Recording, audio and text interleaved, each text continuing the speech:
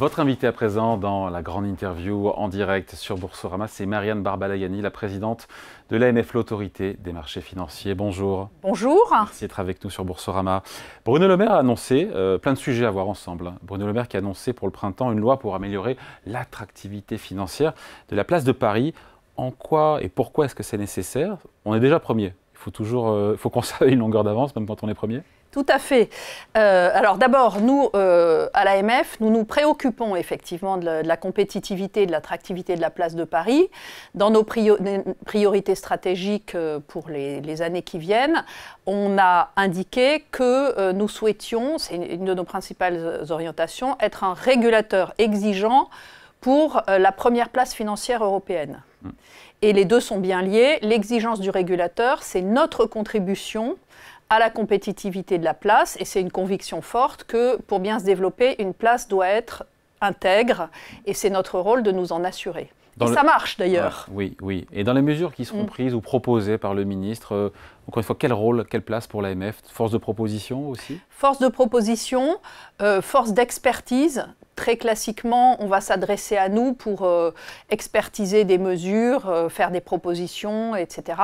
Nous avons à l'AMF des services d'une compétence exceptionnelle, je tiens à le dire, et qui contribuent très couramment, je dirais, à la rédaction des textes, parce que c'est eux qui maîtrisent le fond mieux que personne, je dirais. Je sais que vous souhaitez être favorable, en tout cas, à une forme de relance de l'union des marchés de capitaux en Europe. Oui. Concrètement, quelles sont les pièces qui manquent encore aujourd'hui? Il en manque, même si beaucoup du chemin a été fait déjà. Oui, beaucoup du chemin a été fait. Alors d'abord, pourquoi la relance de l'union des marchés de capitaux est un sujet absolument central? Je vais aller très vite. Besoin de financement considérable, notamment pour financer la transition énergétique, la transition vers une économie plus durable. On est déjà très bon, on est bon sur les green bonds déjà en France. On est très bon, mais on ne part pas de zéro.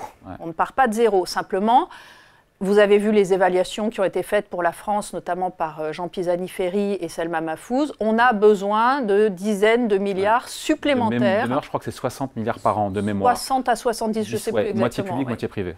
Donc, non seulement il faut continuer à être très bon, mais il faut être meilleur. Il faut dégager plus de financement. Et l'union des marchés de capitaux, elle est essentielle à cet égard parce que l'Europe a l'épargne.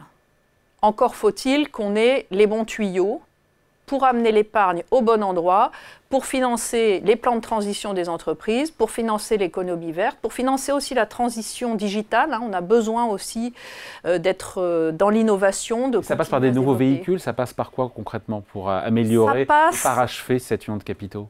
Alors, il n'y a pas, je dirais, ce qu'on appelle la silver bullet, c'est-à-dire ce qui va du jour au lendemain transformer l'essai, etc. Malheureusement. Donc forcément, on y travaille tous d'ailleurs, tout le monde est en train de regarder quelles sont les propositions concrètes et utiles qu'on peut faire. Mais en tout cas, ce qui est sûr, c'est qu'on a besoin d'avoir des marchés plus liquides, où les entreprises pourront lever plus de fonds, où elles pourront trouver des financements parfois un petit peu plus risqués, parce que quand il faut financer des plans de transition, ça peut être long, ça peut être un peu plus risqué, les technologies ne sont pas forcément très sûres, etc. Et donc, il faut qu'on facilite l'accès au marché de capitaux. Privé ou public, ou les deux?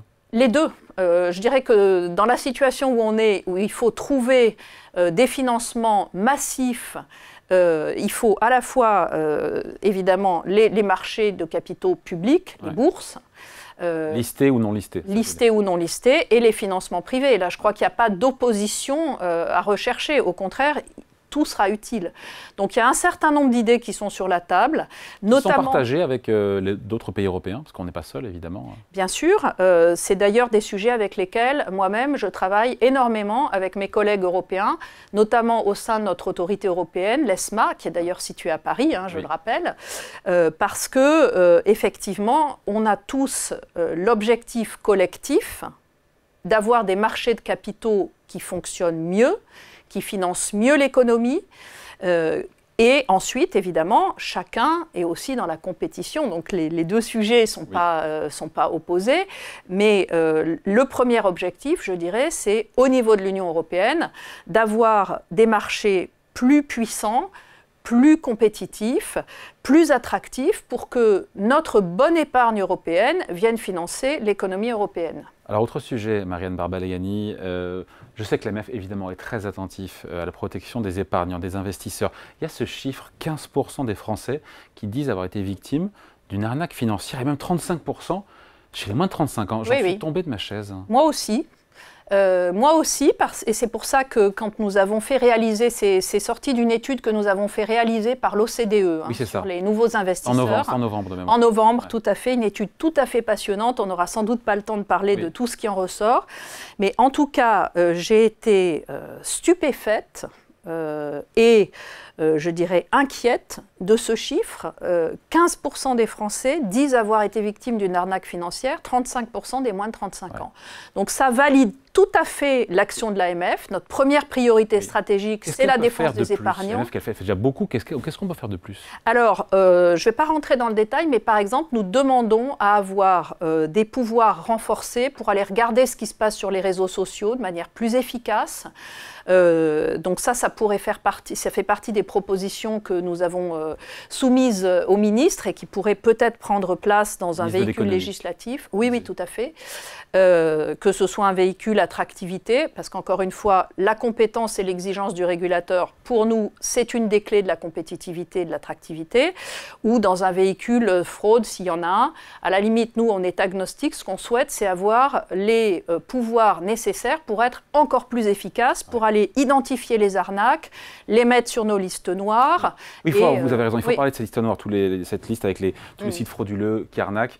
Alors les chiffres, j'ai regardé, il y en a 135 aujourd'hui, c'est ça? On en a ajouté 135, oui. 135. Oui. Après, j'imagine qu'évidemment, certains aigrefins passent entre les mailles du filet.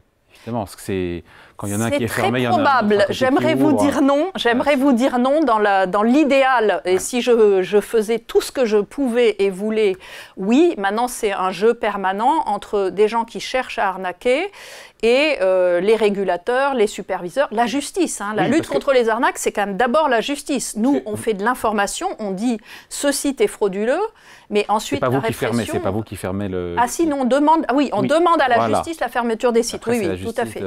Donc chacun dans son rôle, mais nous, moi j'aimerais qu'on puisse effectivement avoir les moyens à la fois juridiques et même budgétaires d'ailleurs, de développer encore notre action, parce que quand on voit cette situation dans laquelle les Français sont victimes d'arnaques financières ou estiment avoir été victimes, mais je pense qu'ils savent de quoi ils parlent, c'est quand même une vraie préoccupation. Ouais. Après, je me dis, tiens, l'IA, l'intelligence artificielle, est-ce que ce n'est pas aussi une solution, enfin une aide pour surveiller, encore une fois, pas seulement les marchés financiers, mais surveiller aussi tous ces sites frauduleux? Mais bien sûr que oui, bien sûr que oui. Nous utilisons d'ailleurs déjà massivement l'intelligence artificielle pour la surveillance des marchés à l'AMF. On a des data scientists, on a un outil de surveillance des marchés qui est très performant, qui nous permet d'identifier les manipulations. Alors, oui, au sens où on voit l'avant et l'après, notamment sur les manipulations de cours qu'on peut identifier grâce à cet outil de surveillance, qui nous permet aussi, grâce à l'intelligence artificielle, d'écarter ce qu'on appelle les faux positifs et de ne pas lancer nos enquêteurs sur des sujets qui n'en valent pas la peine, parce qu'on doit être évidemment efficient et économe de nos moyens. Est-ce que c'est efficace? C'est évidemment toujours difficile parce que de vous dire oui ou non, puisque nous identifions beaucoup de manipulations de cours. Il y en a encore beaucoup.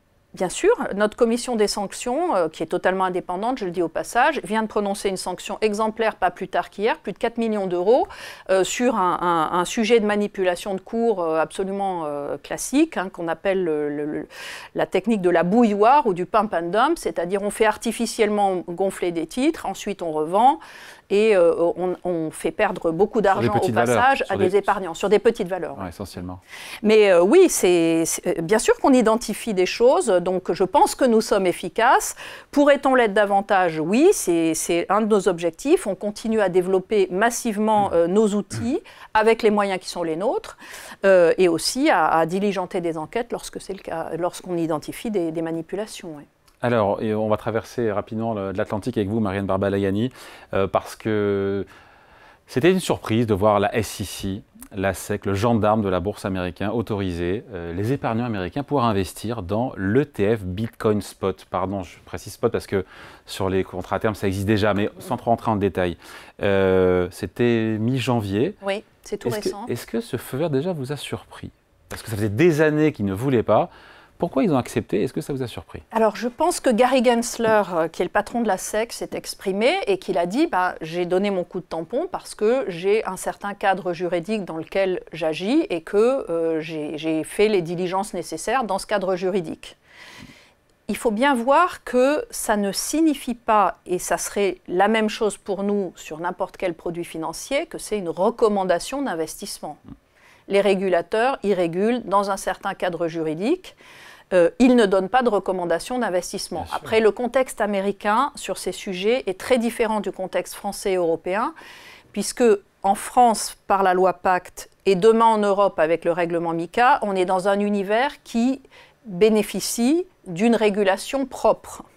C'est-à-dire que les actifs numériques sont des actifs spécifiques qui font l'objet de textes et d'un certain nombre d'instruments de régulation, y compris via l'agrément ou l'enregistrement des acteurs, on va en parler de l'Europe, mais déjà sur le marché américain, ça n'est pas le cas aux États-Unis. C'est-à-dire qu'aux États-Unis, l'épargnant, le Mr. Smith va pouvoir acheter des ETF adossés au Bitcoin Spot. C'est quand même pas, c'est pas rien, je veux dire. Aujourd'hui, très volatile. Mr. Smith ou la veuve de Carpentras peuvent acheter des bitcoins. Oui, mais on sait bien qu'après, il y a la question des sites, etc. Est-ce qu'on est sur... Bien sûr, là, quelque part, il faut que les investisseurs sachent, et encore une fois, c'est pour ça que ni la SEC ni l'AMF ne font des recommandations d'investissement. Ce que je peux dire, c'est que c'est un domaine dans lequel, à l'heure où nous parlons, il n'y a pas de protection des investisseurs équivalente à ce qui existe dans le secteur financier traditionnel. Il faut le savoir. Ça veut dire qu'aujourd'hui, les Français qui investissent dans les cryptos via des sites ou des entités qui peuvent être tout à fait honnêtes ou pas, enregistrés chez nous ou agréés, et on souhaite effectivement de plus en plus aller vers l'agrément pour avoir plus de protection. En tout cas, aujourd'hui, ils ne bénéficient pas des éléments classiques de protection des investisseurs. Ça vous a surpris ou pas, cette décision de la SEC? Qui s'est joué à une voix près, enfin, ça s'est joué, ça a été très serré. Hein. Écoutez, moi je ne peux pas commenter les décisions de mes collègues, internationaux. Je n'ai pas encore eu le temps d'en parler avec Gary Gensler directement, donc je verrai ce qu'il en dira. On reviendra nous voir après. Hein. Mais sachez que, en tout cas, aujourd'hui en Europe, dans le cadre juridique européen, ça n'est pas possible dans les OPCVM d'autoriser des ETF Bitcoin. Donc ça veut dire que déjà, cette autorisation américaine ne change rien pour l'épargnant français. Non. Aujourd'hui, est-ce que l'AMF pourrait avoir à se prononcer si des émetteurs d'ETF venaient vous voir? Et en même temps, ce que vous me dites, c'est que aujourd'hui, il y a une directive UCITS. Oui, OPCVM. Enfin, UCITS, c'est OPCVM en anglais. Qui fait que l'émetteur doit répliquer un panier de valeurs et pas un seul actif unique. Donc aujourd'hui, il faudrait d'abord un changement de la réglementation européenne. Voilà. Pour qu'ensuite des émetteurs d'ETF viennent vous voir. On puisse, si ce changement intervient, je ne peux pas me prononcer, c'est un sujet qui serait à la fois, je dirais, du ressort des régulateurs, mais surtout une décision politique. Puisqu'on est dans des directives ou éventuellement dans des règlements si on changeait de technique de réglementation. Par parenthèse, pour l'Union des marchés de capitaux, il est bien préférable qu'on ait des règlements par rapport à des directives, puisque ça laisse moins de marge d'interprétation et moins de marge à la fragmentation des marchés. Mais donc, pour revenir au sujet, c'est effectivement d'abord une décision politique qui interviendrait via la modification des textes européens. On n'en est pas là, donc il y a deux écueils. Il y a au niveau européen, puis ensuite de potentiels émetteurs d'ETF Bitcoin qui viendraient vous poser la question, comme ça a été fait à la SEC, et là après vous auriez à vous déterminer. On n'y est pas encore, ça je veux dire. Et pour l'épargne français, il n'y a rien de commercialisable, encore une fois, en France, en matière d'ETF aujourd'hui. Bitcoin via les OPCVM, ça n'est pas le cas. Exactement. Après, on peut se dire que c'est un sujet qui intéresse personne, mais encore une fois, je suis tombé sur un de vos sondages. Là, encore une fois, c'est surprenant, 54% des nouveaux investisseurs, donc ceux qui ont investi pour la première fois depuis 2020, depuis la pandémie, posséderaient des crypto-actifs. Oui, et 9% des Français. Non mais attendez, 63% des nouveaux investisseurs qui ont entre 25 et 35 ans. Non mais voilà, c'est totalement au-delà de ce que j'aurais imaginé, mais à la rigueur, c'est pas le plus important. C'est-à-dire qu'il y a... Il y a un engouement, très clairement. Il n'y a pas les outils, en tout cas les placements face. Et en même temps, ça reste très volatile et très risqué. Mais je pense que les gens... Est-ce que les gens d'ailleurs qui investissent dans le Bitcoin le savent, ça? J'imagine que oui. Alors, on peut l'espérer. C'est en tout cas ce que nous disons régulièrement dans nos communications. C'est pour ça que je disais tout à l'heure, attention, c'est un domaine qui n'est pas interdit, hein, ce n'est pas des placements qui sont interdits, mais ils sont volatiles, risqués. Il n'y a pas actuellement d'éléments de protection des investisseurs équivalents aux placements traditionnels. Ouais. Ceci étant dit, rien n'interdit aux Français d'investir dans ces actifs numériques. Et ils le font massivement, puisque 9% des Français détiennent des cryptos. Et c'est plus que les actions. C'est plus que les actions cotées, qui est à peu près 7%. Donc effectivement, c'est pour ça que je considère que la France et l'Europe ont eu entièrement raison de se placer dans une logique de faire rentrer ce secteur dans la réglementation. Et c'est d'ailleurs une des choses, un des atouts je dirais de la place de Paris, que d'avoir fait ce choix très tôt avec la loi Pacte, ce qui fait que nous avons aujourd'hui un écosystème d'acteurs qui sont rentrés dans la logique de la réglementation. Ils ont passé en général la première marche qui est un enregistrement simple. Ce n'est pas suffisant, le guichet est d'ailleurs clos à l'AMF pour l'enregistrement simple. Le Parlement a décidé de mettre en place au niveau national un enregistrement renforcé, donc c'est le régime qui est en place depuis le 1er janvier, là, et qui sera beaucoup plus protecteur. Et nous encourageons tout le monde à se mettre en situation, en tout cas, de passer la marche de l'agrément, qui existe déjà, mais nous n'avons qu'un seul acteur qui est allé à l'agrément, et qui demain sera obligatoire en Europe avec le règlement MiCA. Donc tout ça pour dire que face à un phénomène qui est massif, je pense que nous avons eu tout à fait raison de faire le choix de la réglementation. Maintenant, il faut juste s'assurer qu'elle est adaptée, la renforcer lorsque c'est nécessaire. Il y a beaucoup de gens qui parlent déjà d'un MiCA 2, y compris moi, mais pour certains sujets spécifiques, je ne sais pas si on aura le temps d'en parler. Ouais. Justement, avant de se quitter, je pense aux épargnants qui préparent leur retraite, qui nous écoutent. Qu'est-ce qu'on leur dit? La géopolitique, c'est compliqué, les marchés actions ont été bien valorisés, les taux d'intérêt vont bouger cette année, il y a de plus en plus de classes d'actifs, le coté, le non-coté, l'immobilier. Quand on est AMF, on ne donne pas de conseils, ce n'est pas le sujet, hein, mais c'est de dire, voilà, dans un environnement où il y a beaucoup d'instruments, il faut faire toujours de la pédagogie. On est là évidemment sur Boursorama, notamment dans Ecorama, pour faire de la pédagogie tous les jours sur l'économie, les marchés évidemment et le patrimoine. Mais qu'est-ce qu'on dit à ceux qui nous regardent? Qu'est-ce qu'on dit quand on est un bon père de famille, on leur donne des conseils relativement simples. Je fais un peu de publicité au passage, un peu pour notre action au bénéfice des épargnants, notamment au travers d'Épargne Info Service. Hein, donc on leur répond lorsqu'ils ont des questions, etc. Évidemment, nous ne faisons pas de recommandations d'investissement. Nous sommes une entité publique, nous ne vendons rien, nous sommes totalement indépendants et neutres. Des conseils simples, le bon sens, se rappeler que l'affichage de rendement très élevé, d'abord, n'est pas une garantie de rendement très élevé, et que qui dit rendement dit risque. Ah oui, ça va ensemble. Que la diversification est une bonne idée, et ensuite on peut regarder un certain nombre de choses, notamment les performances historiques sur certaines catégories d'actifs. On sait que sur la longue période, ce sont les actions qui rapportent le plus. Bon, maintenant, il faut encore une fois diversifier, voir dans quel horizon on se place. Est-ce que j'ai besoin de mon argent tout de suite? Est-ce que j'ai besoin de mon argent dans 1 ou 2 ans? Est-ce que j'ai besoin de mon argent dans 20 ans ou dans 30 ans? Évidemment, on ne prend pas le même niveau de risque et on ne gère pas ses placements de la même manière. Voilà, on a même mis en ligne il n'y a pas très longtemps une petite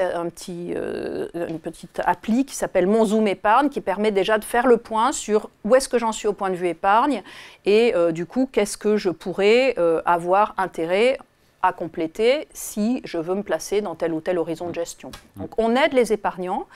Maintenant, je crois qu'il faut qu'ils soient vigilants, ne serait-ce que pour éviter les arnaques. Hein. Il y a sans arrêt des sites frauduleux, des usurpations d'identité. On est dans un monde qui est compliqué. Les nouveaux investisseurs s'informent notamment beaucoup via les réseaux sociaux. Attention, sur les réseaux sociaux... Sur les influenceurs, qu'est-ce qui a changé aujourd'hui avec les influenceurs? Il y a une loi. Oui. Il y a une loi en France. Mais en pratique? En pratique, les influenceurs n'ont pas le droit de faire de la pub pour des produits financiers particulièrement risqués. Quand ils font de la pub, ils doivent le dire. Ce n'est pas. Il y a deux catégories. Il y a ceux qui veulent donner des bons conseils entre amis, très bien. Ceux qui sont rémunérés, il faut qu'ils le disent. On n'est pas exactement dans la même situation. Quand on est payé pour faire la pub, quel que soit le domaine d'ailleurs, et lorsque on ça s'appelle le fil à la patte. Fait de façon totalement désintéressée. Enfin, nous avons travaillé avec l'ARP pour un certificat de l'influence responsable pour ce qu'on appelle les fin-influenceurs, ceux qui interviennent dans le domaine de la finance, pour qu'ils aient effectivement une bonne connaissance de la situation et que, d'abord, ils ne prennent pas de risques pour eux-mêmes, parce qu'il y a une loi, il faut qu'ils se mettent en situation de l'appliquer, et puis aussi pour qu'ils aient une attitude responsable vis-à-vis de ceux qui les écoutent.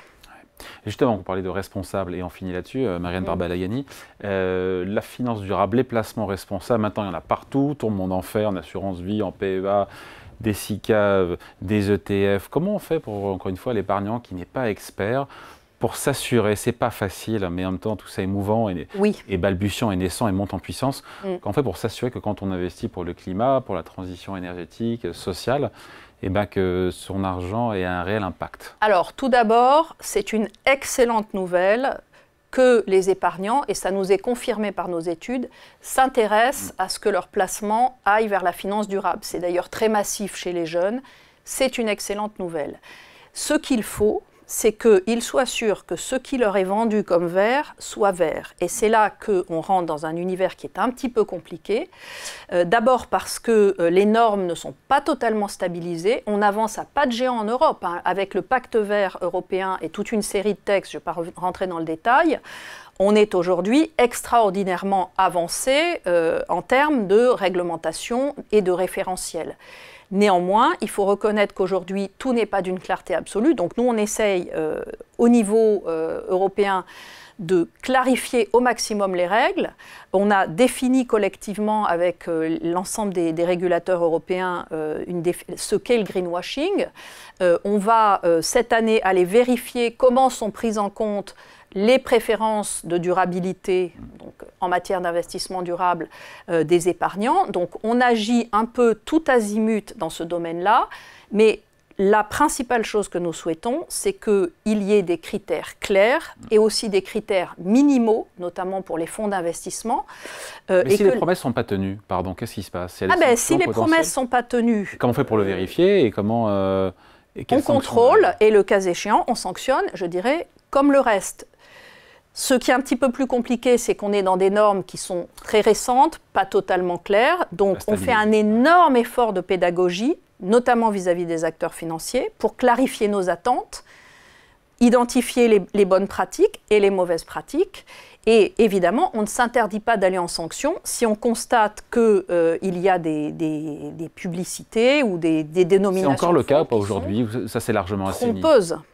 Ça s'est largement assaini ou c'est toujours le cas aujourd'hui d'avoir encore des publicités qui sont Je pense que les textes européens s'affinant de plus en plus, il y a une attention maintenant très très forte de la part des acteurs financiers à éviter de tomber dans la catégorie greenwashing, éco-blanchiment. Il est vrai que jusqu'à présent, ils n'avaient pas de cadre suffisamment clair pour le faire, jusqu'à récemment. Ça s'affine de plus en plus. Donc on va rentrer dans une situation beaucoup plus classique, progressivement, mais on n'y est pas encore tout à fait, où tout ce qui est extra-financier va se rapprocher en termes de fiabilité, de contrôle externe, de ce qui est financier. Mais il faut voir qu'on fait ceci à pas de géant, un peu à marche forcée, pour des raisons totalement légitimes. L'urgence climatique, personne ne va nier qu'elle est là et qu'il faut effectivement qu'on se mette en situation, et l'AMF est très leader dans ce domaine-là et va continuer à l'être. Mais en tout cas, il faut être conscient que la marche est très importante. Donc pour nous, premièrement, accompagner les acteurs pour qu'ils aient des choses claires. Et si, malgré la clarification, on constate qu'il y a des pratiques qui ne correspondent pas aux bonnes pratiques, bim, la sanction, etc., on ne s'interdit évidemment pas la sanction. Ce n'est pas un but en soi, mais on sanctionne dans tout un tas de domaines. Et dans ce domaine-là, ça peut arriver aussi. Allez, merci à vous pour cet entretien. Marianne Barbalayani, la présidente de l'autorité des marchés financiers, invitée de la grande interview en direct et en replay dès 14h sur Boursorama. Merci à vous. Merci.